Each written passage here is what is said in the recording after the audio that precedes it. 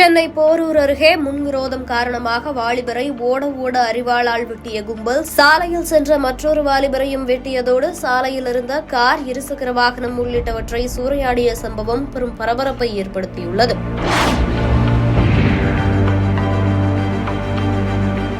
சென்னை போரூர் அடுத்த ஐயப்பந்தாங்கல் தெல்லியாரகரம் பகுதியைச் சேர்ந்தவர் தமிழ்.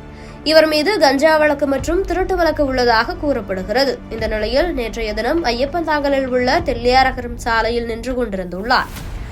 திடீரென அங்கு இருசக்கர வாகனத்தில் வந்த 10க்கும் மேற்பட்டோர் தாங்கள் மறைத்து வைத்திருந்த அரிவாளை கொண்டு சரம் மாறியாக தமிழை வெட்டியுள்ளனர்.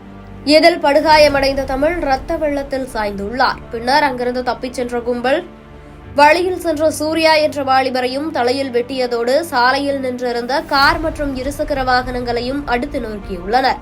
இதனால் அங்கிருந்த பொதுமக்கள் அச்சத்தில் சிதறி ஓடியுள்ளனர். இந்த சம்பவம் அங்கு பெரும் பரபரப்பை ஏற்படுத்திய நிலையில் ரத்த வெள்ளத்தில் கிடந்த தமிழை பொதுமக்கள் மீட்டு போரூரில் உள்ள மருத்துவமனையில் அனுமதித்துள்ளனர்.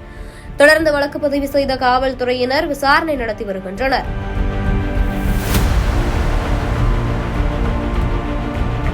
இதில் தமிழுக்கும் காட்டுப்பாக்கத்தைச் சேர்ந்த நபர்களுக்கும் முன்விரோதம் இருந்து வந்ததாகவும் இதனால் தமிழை தீர்த்துக்கட்ட இந்த கொலை முயற்சி நடைபெற்றுள்ளதாகவும் கூறப்படுகிறது.